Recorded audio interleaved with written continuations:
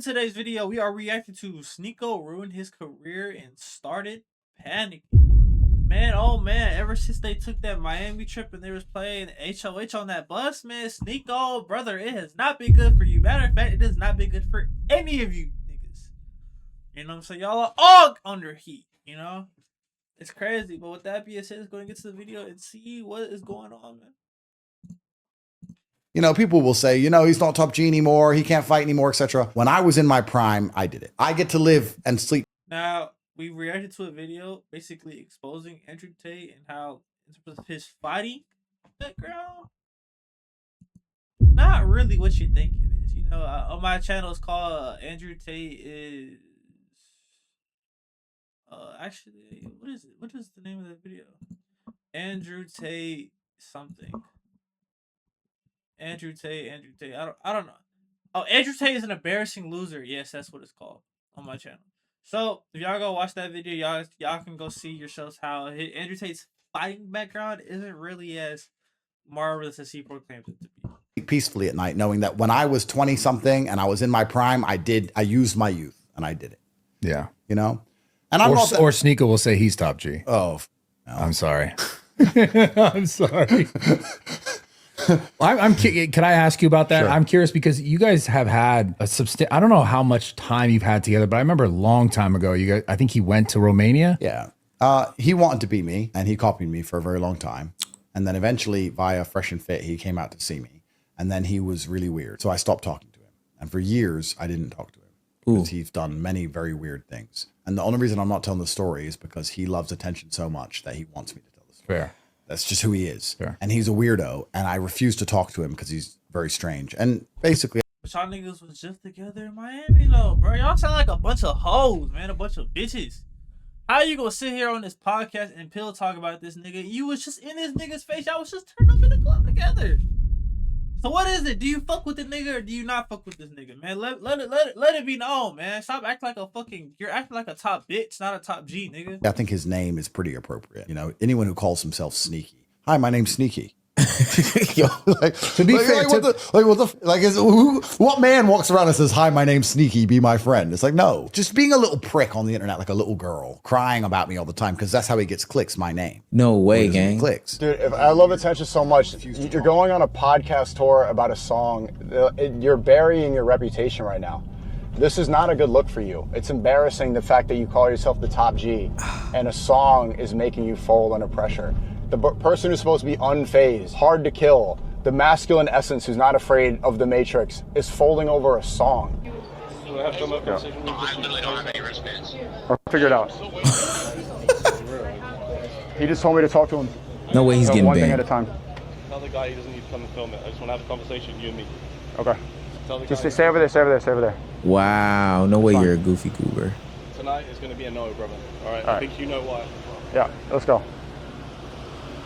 Wow. Sneako's a real funny dude, man. His hard times are continuing as he is now facing the real life consequences and backlash from his whole Miami nightclub incident. Not only is he seeing the backlash. It's crazy, bro. How much heat they caught for that, bro. Not saying it's not valid at all. It's very much valid. Because why would you do some stupid shit like that when you didn't have to do it at all? But yeah, damn. Yeah. So I want to know, was it worth it? Was playing that song and turning up like that on that plane? One thing I haven't seen get too much heat is Justin Waller, man. I ain't heard about him getting too much heat. If y'all don't know, he was the Aki white dude in the video, not Tristan, but the other dude with the blonde hair. I haven't seen him get too much flack at all. You know, I wonder how he got off the hook and everybody else is catching heat though. That shit is kind of crazy.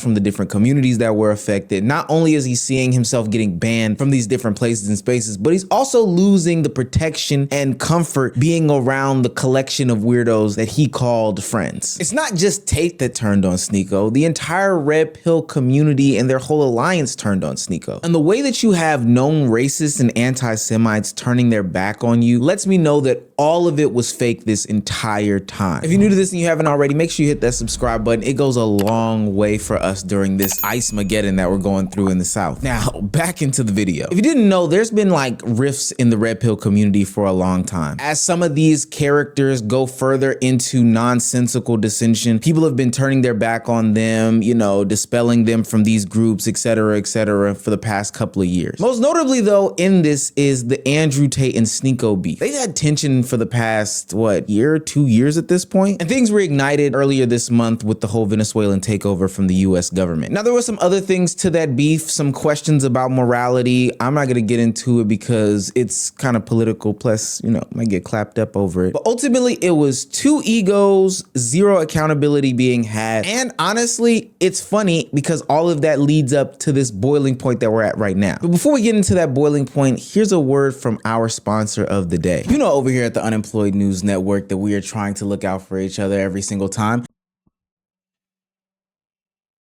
Now, back into the video. Now remember, with that tension that sits in the air, it would make no sense for these guys to have any sort of meetup or collision anytime soon. Both of them kind of got really disrespectful about each other, so why would they be seen in the same room? Unless it was for a look, which I'll get into a little later. But a fast recap of the Miami situation, the Loser Vengers collected and connected. They played a song that is banned in the car and in the club. They got called out on it. Sneako was the fall guy in the whole situation. Everybody pointed their fingers at Sneako when they came back. They started burning bridges left, right, and sideways. Whole establishment started banning the group, but most notably Sneako from going to different places and spaces. And the whole internet started piling up on Sneako, which activated his fight or flight response. I think Sneako played the song. Yeah. I think Tristan explicitly told me that Sneako played the song. If Sneako played the song, Sneako played the song. I don't think that any of them are deeply anti-Semitic genuinely. I think they're just kids. It gets a reaction. They think they're funny. They're on the internet. I really didn't do anything wrong.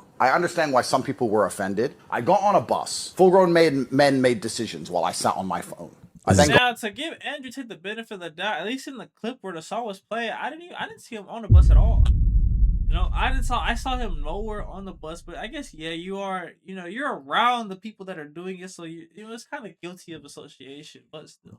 Off the bus and stood in a nightclub while other people played songs while I sat on my phone. Now remember, there were 6 other grown men involved in this situation. And for what it's worth, Sneako wasn't even the one who was like boisterous about the song. Hell, he couldn't even say the words, which I think is an indictment on who he is in all of this. Like, you're faking it until you make it to impress a bunch of dudes. That shit is kind of weird, gang. But somehow, some way, some shape, some form, some fashion, Sneako is the one to blame, not Myron, who was gung-ho about the song, throwing it up, going hard, banging his head. Not Nick Fuentes, who was also bobbing along to the song. But for some reason, you had everybody, like Tristan Tate, Andrew Tate's brother, point the fingers at Sneako. And it's crazy because only until receipts showed themselves do we find out that it actually wasn't Sneako. It was Fresh and Myron who were saying like, yo, we need to play this song.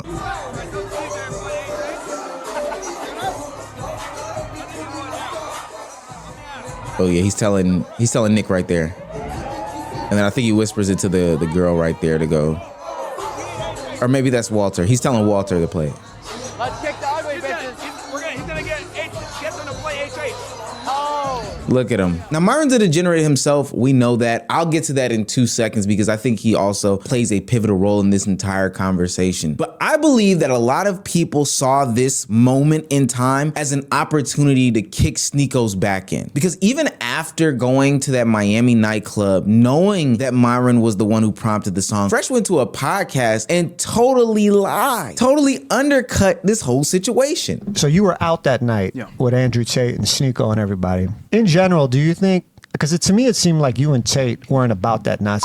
Not at all. Wow. What is exactly your view on that, man? So again, I know why the guys are doing it. It's for clicks and for content. Now, the thing that's anti-Semitic, honestly, no. But for me, I'm not here to make anybody feel comfortable or feel bad. I'm just doing this, for example, for content where like people have a value. So for me, it was like, okay, that salute and what they went through, bro, that is not my battle to fight. It's just not. So that's nasty, bro. I respect their community, what they do, and for me to push an agenda on that, why would I do that? Yeah. I live here. My friends are Jewish. To me, it's like, that's me. Hey, now this nigga copping, please, bro. Because he realized, he's like, oh, wait, actually, these people are way more involved in my life than I think they are. Like, no, I'm not trying to have no static with nobody. I love you guys. Bro, imagine if black people moved like this, the way that people talk about how Jewish people move, bro, man. I guarantee you, if nigga was a Jewish word and not a black word, bro, nobody would say that shit, bro. Nobody would say that shit, bro. I promise that. People coming to your house and spitting in your face. Not respectful at all.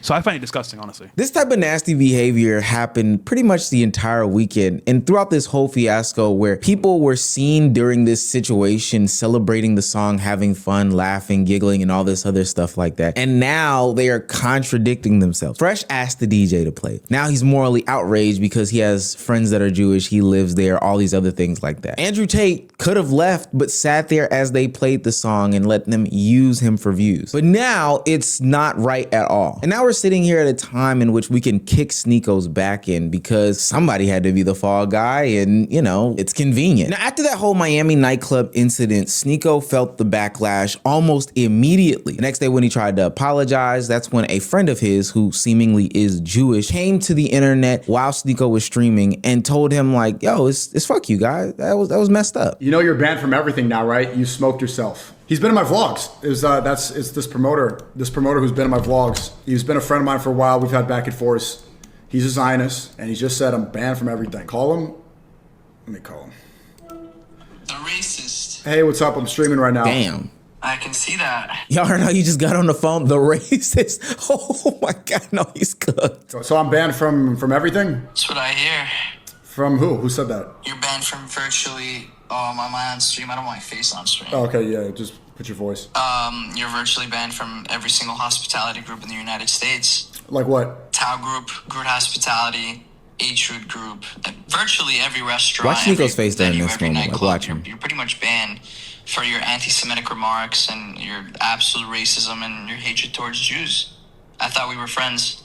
We are friends. You don't want to be friends anymore? Oh, I haven't been your friend in over a year, my man. Your anti-Semitism Look at it go from the smile to the... It's blatantly disgusting. It's very, very offensive. You know, I've hosted you thousands of times, taken care of you. I've been a true friend. Look at his face. And all I've ever received from you is hatred, racism, and just anti-Semitism. When have I been racist or hateful towards you? When you play HH in a club, dickhead, that's when you're racist. That's when you're anti-Semitic. That's when you're all of these things. Sneako thought this was one of those moments in which he could just do whatever he wants, say whatever he wanted, etc., etc. But I guess he overestimated his status in all of these conversations. And it really, really got under his skin when everybody decided to flip on him. When he got on the live stream that same night with Myron and he saw that Myron wasn't defending him. You can see his face throughout that whole interaction. It just screams like, oh wow, I fucked up because I'm gonna be the one who gets the hit for this. When you see the live stream the next day or so with Aiden Ross where he completely gets bitched in real time for overreacting and not keeping it 100 or not being consistent with him, ultimately to get called a tampon by Vitali, you can see Sneako's world getting flipped upside down in real time. Listen to this song. This should not be something that people try to distance from. I don't care. I just offended you, bro. I don't care. Why are you telling me? I don't give a fuck. Go tell people that are not having your back. I literally just said that. I'll talk to you later. Sorry, I appreciate it. Vitaly, welcome home. All right. Bro. Welcome home. Sush, good to see you. You're a fucking bloody tampon, All right. bro. Sheesh. I'm sick of a new tampon. Oh my goodness, he's gonna get upset. Bro, what the fuck happened? I really don't understand. I tried that too. You can't really. It's not about, I don't really know. I feel bad. And then you have the real disrespect. Andrew Tate goes on a tirade talking about how Sneako is irrelevant. They use him for clicks. They've never been friends. They haven't been friends for years. All this other stuff. Tate goes on a podcast tour belittling Sneako for what he has done and how Sneako has used him and the fact that they just aren't cool like that. It's actually quite insane to watch in real time. People are saying you sold Sneako out, saying that Sneako was the person who played the song in the club. And I thought that was a little out of character for you, but with everything you've just said, having been through a lot, it's just kind of like, let me avoid another tragedy. Yeah, the problem with talking about him is he likes it because he needs it for his stream. So he's going to take this clip and he's going to sit on his stream to his few viewers and he's going to make a big deal of it. First things first, I don't think I sold him out and I'll tell you why. Firstly, he hasn't been my friend for a very long time. He's not my boy. Yikes. He's not like Tristan. Yikes. You know, I hung out with him years ago when he was emulating me, trying to be me. I guess like all these people talking about going crazy on him now, it was none of this when you niggas was on the bus together, bro. Like I said, y'all all, in my opinion, y'all act like a bunch of bitches, bro. Like to sit here and be y'all are no better than the hoes that be in Instagram comment section hyping up their homegirls, knowing they hate their homegirls or knowing their homegirls don't look good, bro. But this shit is just stupid as hell, bro. Desperately. I made his career by speaking to him. Otherwise, he would have stayed a nobody forever. Instead of showing me thanks for that, he started, every time I wouldn't reply to his texts, go on stream and cry in some way and complain about me. It was very bitchy. It was very weird. Like, he'd beg to be my friend one side and then do a stream insulting me the next side. Back and forth. Anything for views. Very strange. And I'm not the only person he did it to. And then I said to Tristan, anyone who names themselves Sneako, like, you're naming yourself Sneaky. Imagine I was saying, hey, my name's Rat. It's a fucking shit name and it's weird. Sneaky doesn't matter. When this controversy's over, he's going to have to go back to making videos no one watches, trying to find some other controversy. He's not in business. He's not making any money. He's not close to the Trump family. He's not moving politics. Yikes. No Hollywood actor wants him. He isn't connected to the royal family in Dubai. He isn't doing anything. He's not in a position where if he says the wrong thing, the royal family in Dubai will say, sorry, you can't have your political protection and your golden visa. Sorry, we can't give you the Emirati passport anymore. Like, he's at such a low level. He doesn't even contemplate the world above him. He doesn't understand why some people can't do what he's doing. Now, I think Andrew Tate unearthed a lot in that conversation, and there was definitely some hypocrisy and stuff like that, because he's definitely using him as a shield in this conversation. But it ultimately goes to show two things. One, these guys never really had your back. They were never really your friends. They were never any of this stuff. You abandoned that whole life that you were going down and the path that you were going down in the first half of your content creation journey to align yourself with guys that were ultimately going to leech off of you in order to get you and your audience hooked to their stuff, but ultimately turn their back on you when it saw fit. And right now, based off of the conversations with the powers that be, it seems as though this is the time to turn their back on you. And number two, it is interesting though, the point about you needing him for clicks. Sneako needing Tate in order to drive viewership. And I would attribute this to this whole controversy content era that Sneako or Myron or Andrew or Clavicular, whoever, falls into. The only reason why that stuff was even relevant at the time it was is because it was controversial. It was poppy. It was clicky. People had fun because they felt like free speech was under attack because you guys told them free speech was under attack, and it just got super edgy. But you guys got less clever about it on the day-to-day, got really on the nose about it, switched your moral stance while still preaching that you need to have a moral stance every now and again, and now you look like a jackass when people turn their back on you. I saw a clip not too long ago of Nick Fuentes criticizing Myron Gaines for wearing a anti-Semitic costume, one that makes him look like a stereotypical Jewish person, and he gave him harsh criticisms. That's Crazy so Chicago sent $50. God bless you. But how about Myron doubling down on his intros? Hashtag shut it down. I don't like that stuff. I think it's silly. I think that stuff like that, I mean, to the extent that you do the edgelording, I think less is more. I think, if you do it once in a while, maybe it can be funny, but wearing the Cookie Monster thing everywhere, the Klan outfit, the fucking Jew costume, I think there's a fine line with that stuff where it can be funny, but then if you do it too much, it crosses over into self-parody. And I think it's silly, but I like Myron, but that's not my style. Catalog sent $20. Now this is totally ironic coming from Nick Fuentes, who is wearing the quarter zip, and the type of quarter zip that he's wearing is a reference to Jeffrey Epstein. I think it's all pretty weird, but the stuff that he's saying is absolutely true. This is like when you and your friends do the little game where you do these fingers or put the little 3 circles below your waistline and you're doing the punching game. And it was cool while you were in 7th grade, but in 8th grade, everybody kind of grew up, but you're still doing it. And now in front of the girls in your class, they're making you feel like a loser for doing the same things they did. Yeah, this is the situation that these guys who still participate in controversial content sit in. Hell, even this morning, Kanye West put out a long apology to the Jewish community and to the Black community to some extent about all the anti-Semitic rhetoric and anti-Black rhetoric that he's been putting out for the past couple years. So now you guys are left holding the bag looking like jackasses. And when the cool kids in the circle game situation turn their back on you, all you can do is scrimp and scramble and try to figure out ways ways to get back in their good graces. Instead of just saying that like, yo, it's dumb, Sneako and Myron continue to double down in the bit. They keep throwing the circles up. They keep doing the little hand gesture. And so now you're sitting here with a bunch of burnt bridges. You're getting thrown under the bus by Walter and every other friend that you have, or I should say, friend that you had in the industry. How you seemingly can't even come into the brand risk event. Now, they did ultimately let him in, but you know, it's still funny for the bit. But now here you are in real time trying to convince a collective of people that, hey, they also did the thing. Why aren't they standing with me? While everybody else is either apologizing, moving on, you know, saying that it's wrong, whatever the case may be. And they're leaving you out to dry. Now, I have a prediction for Sneako going forward. He's gonna try to go on different people's platforms. He's gonna try to rectify these situations by, you know, saying that it wasn't just him or it wasn't a big deal. And people are gonna continue to use him for content for the next couple weeks. But after that, he's just gonna go back to the same old song and dance and grifting gimmick that he's been getting off for a little while now. He'll spin up his religious tropes. He'll even go at attacking some of these guys for where they're morally corrupt. But at the end of the day, the music is playing, Sneako, and the walls are closing in. It's time to wrap this shit up ASAP, my brother, because the only reason why people are watching you so intentfully now is because they want to see your demise and they want to see your downfall. The collective that was even cool with being seen with you in public has now turned their back on you. And I don't know where you go from here since you were, you know, morally flip-flopping for the past 3 years, but I'm excited to see. You know why? Because I get to make a video about you, gang. Exactly. Also, unemployed niggas, we get to see you demise and we can just sit back in our rooms and our hoodies and talk about it. You know, but with that being said, man, we're gonna go ahead and wrap up today's video. Y'all let me know y'all thoughts on the Sneako situation in the comments below.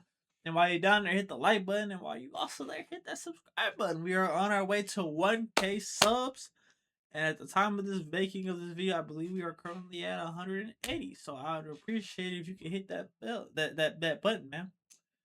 And until next time, boys. Peace.